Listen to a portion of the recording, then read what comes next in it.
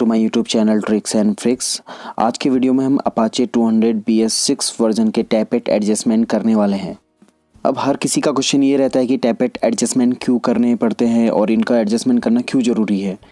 वो इसलिए ज़रूरी है अगर आपकी गाड़ी स्टार्टिंग में स्टार्ट होने में प्रॉब्लम कर रही है या फिर उससे एक टैपेट नॉइस आ रहा है किट का, तो इन चीज़ों के प्रॉब्लम के सॉर्ट आउट के लिए टैपेट एडजस्टमेंट किया जाता है और इससे गाड़ी का पिकअप हो गया, एवरेज हो गया, इन चीज़ों में भी काफ़ी मेजर इश्यूज़ देखने के लिए मिलते हैं। तो टैपेट एडजस्टमेंट करना एक नेसेसरी प्रोसेस है जो कि या तो अगर आपकी गाड़ी में प्रॉब्लम फेस हो रही है आप तब एडजस्ट कर सकते हैं या फिर आप एक पीरियोडिकली 10,000 या 15,000 किलोमीटर के बाद आप इसको मैंडेटरी है कि आप इसको चेक करवा सकते हैं और अगर इसमें ज़रूरत है तो इसको आप फिक्स भी करवा सकते हैं।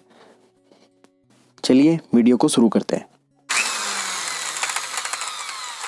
आपको एक बीट चाहिए, एक आपको टैपेट एडजस्टर चाहिए, 17 mm, 8 mm, 9 mm का आपको रिंग स्पैनर चाहिए, एक 4 हेड स्क्रू ड्राइवर चाहिए और एक 8 mm की आपको टी चाहिए। आपको सबसे पहले अपनी सीट ओपन कर लेनी है। सीट ओपन करने के लिए आपको इसको पहले पीछे वाली सीट ओपन होगी। पीछे वाली सीट ओपन होने के बाद आप इस वायर को पुल करेंगे तो फ्रंट वाली सीट ओपन हो जाएगी।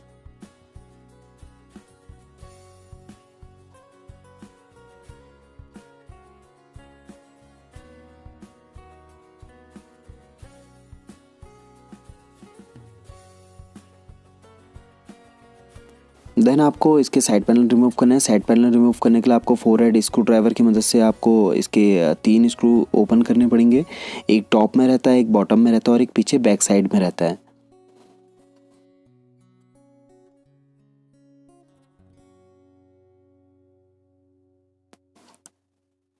बॉटम वाले स्क्रू खोलने के लिए आपको एक बिट और 8 mm की स्पैनर से आप उसको ईजिली एक्सेस कर सकते हैं, ईजिली आप उसको खोल सकते हैं।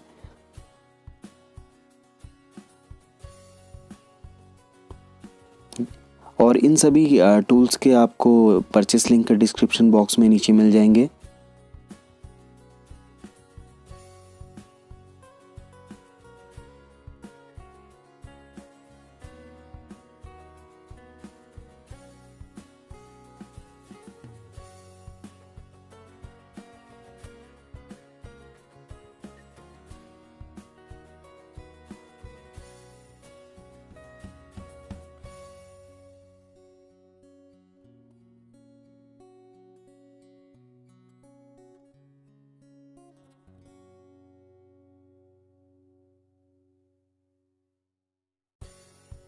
बोल्ट ओपन करने के बाद आपको पीछे को पुल करना है तो साइड पैनल रिमूव हो जाएगा। एग्जैक्टली आपको राइट वाला भी साइड पैनल रिमूव करना है।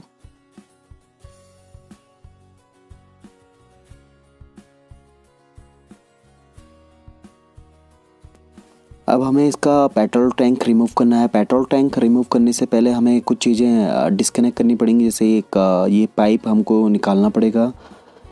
ये पाइप हम इजीली निकाल सकते हैं और हमको ये दूसरा पाइप भी निकालना पड़ेगा।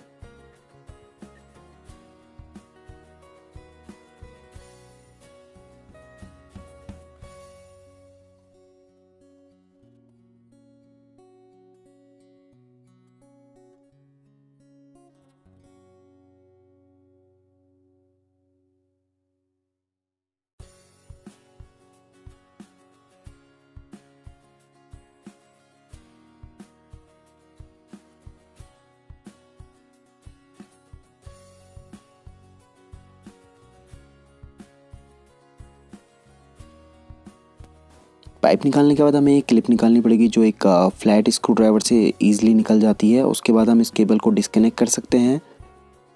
केबल डिस्कनेक्ट करने के बाद हमें एक और पाइप रिमूव करना है जो कि आपको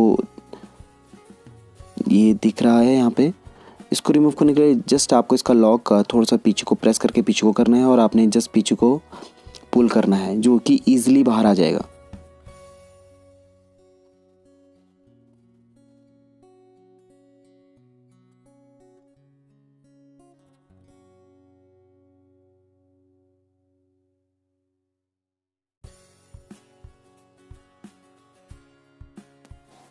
अब आपको इसके लेफ़्ट साइड में इसका फ्यूल पंप डिस्कनेक्ट करना है पेट्रोल टैंक से।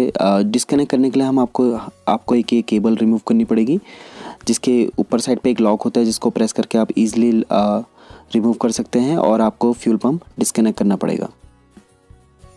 ये केबल रिमूव कर दीजिएगा।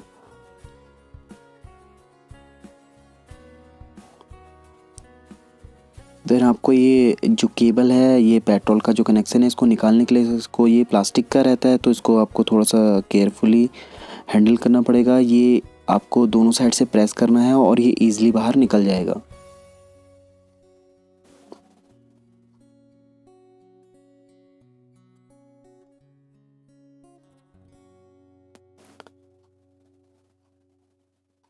ये सब करने के बाद आपको इसका पेट्रोल टैंक रिमूव करने के लिए 10 mm का रिंग स्पैनर या ओपन स्पैनर की मदद से आप इसका पेट्रोल टैंक रिमूव कर सकते हैं। आपको ये 2 बोल्ट ओपन करने हैं।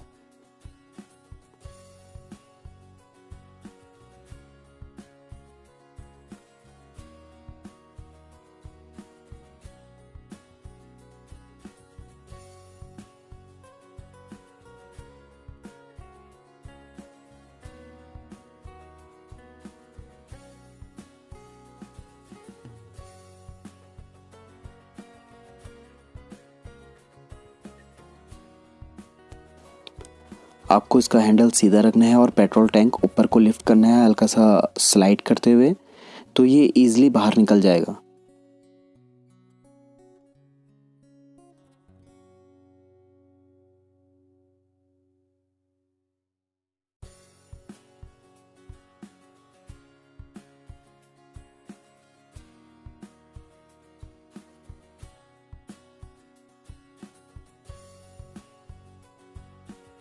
पेट्रोल टैंक रिमूव करने के बाद हमें कुछ ऐसा टॉप कवर इसका दिखाई देगा, जिसमें जो कि 4 बोल्ट से सिक्योर रहता है, जिन्हें हम 8 mm रिंग स्पैनर या ओपन स्पैनर की मदद से रिमूव कर सकते हैं। तो 4 बोल्ट को आपने ओपन कर लेना है।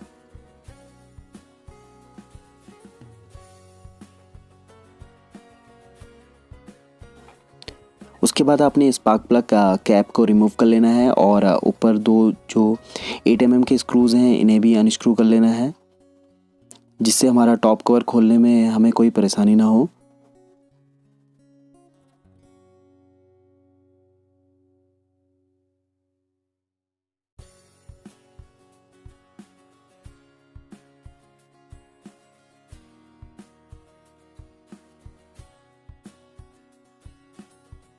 देन हमें टॉप कवर को हल्का सा लिफ्ट करके इसकी जो गैस्केट है उसको उसकी ही पोजीशन में नीचे ही रखना है। अगर हम इसको कम्प्लीटली रिमूव करते हैं तो उसके बाद हमें एक एनाबॉन्ड या कुछ और चीज़ों ग्लू की ज़रूरत पड़ेगी, जो कि लेफ़्ट साइड में फिक्स रहता है। तो इसको हम इसकी गैस्केट आराम से ईजिली निकाल लेंगे। निकालने के बाद हमें टॉप कवर को ऊपर उठाना है और हल्का सा लेफ़्ट साइड पे 90 डिग्री इसको रोटेशन करना है और तब जाके ये ईजिली बाहर निकल जाएगा।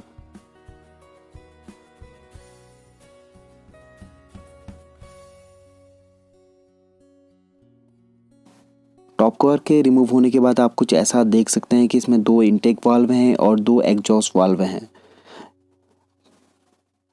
जिनको हमने एडजस्ट करना है। और हमको एक 17 mm का एक स्पैनर चाहिए, जिसकी मदद से हम ये वाला बोल्ट रिमूव करेंगे, जहाँ से हम देख सकते हैं कि पिस्टन टॉप में है या नहीं है।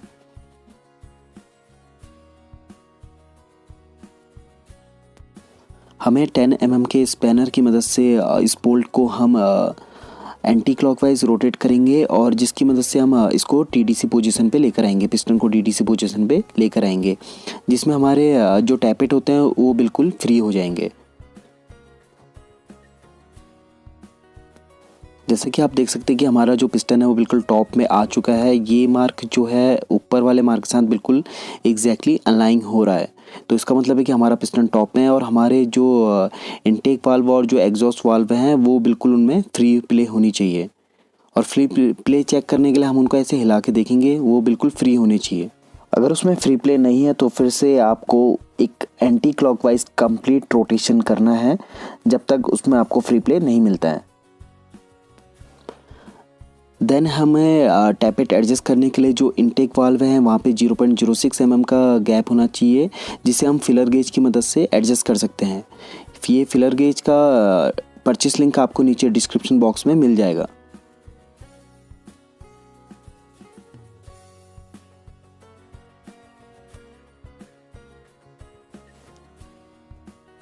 इसको इसको एडजस्ट करने के लिए आपको सबसे पहले एक 9 mm का रिंग स्क्वेनर चाहिए और एक आपको टैपेट एडजस्टर टूल चाहिए। पहले आप इन बोल्ट को लूज़ कर लेंगे 9 mm के स्पेनर की मदद से। उसके बाद आप इसमें फिलर गेज लगाएंगे और उसके बाद आप टैपेट एडजस्टर की मदद से इसको आपने इतना लूज़ या ऐसा भी लूज़ नहीं रखना है कि ये बिल्कुल ही स्मूथली स्लाइड हो जाए, और ना ही इतना टाइट रखना है कि ये बिल्कुल ही स्लाइड हो ही ना। आपको उस पोजीशन पे रखना है ये बिल्कुल जहाँ पे एक्यूरेट रहे, ना ज़्यादा स्लाइड हो और ना ही ज़्यादा टाइट हो।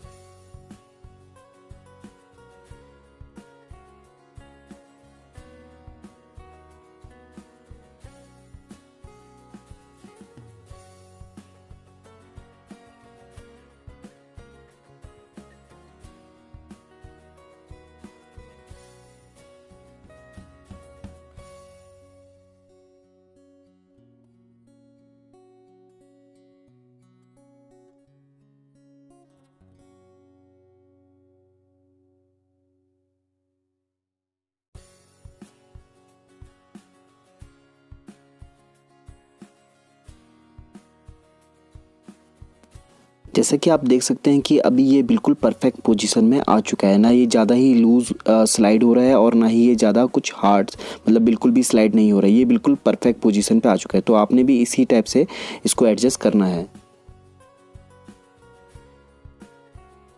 और सेम वे में आपने इसको भी एडजस्ट करना है। यहाँ पे इनटेक जो वाल्व में रहेंगे उनका जो क्लियरेंस रहेगा 0.06 mm का रहेगा। और अब हम आपको एग्जॉस्ट वाल्व जो हैं उसके वो एडजस्ट करके बताएंगे, जिसके लिए हमको 0.08 mm का फिलर गेज चाहिए होगा। फिलर गेज की मदद से एग्जॉस्ट वाल्व को आपने 0.08 mm पे सेट करना है। उनका जो गैप है वो 0.08 mm ही होना चाहिए।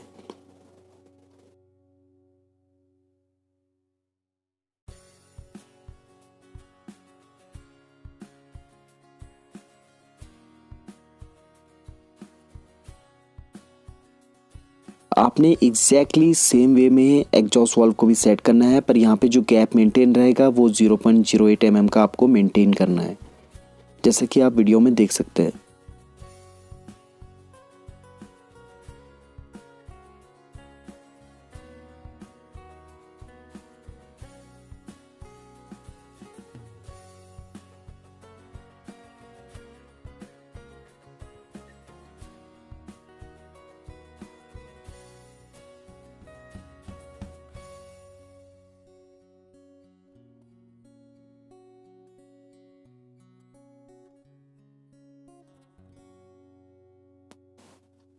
और एक बार क्रॉस चेक करने के लिए आप फिर से इनटेक वाल्व और एग्जॉस्ट वाल्व को दोबारा से चेक कर सकते हैं। इनटेक वाल्व को 0.06 mm क्लियरेंस होना चाहिए और एग्जॉस्ट वाल्व में 0.08 mm क्लियरेंस होना चाहिए।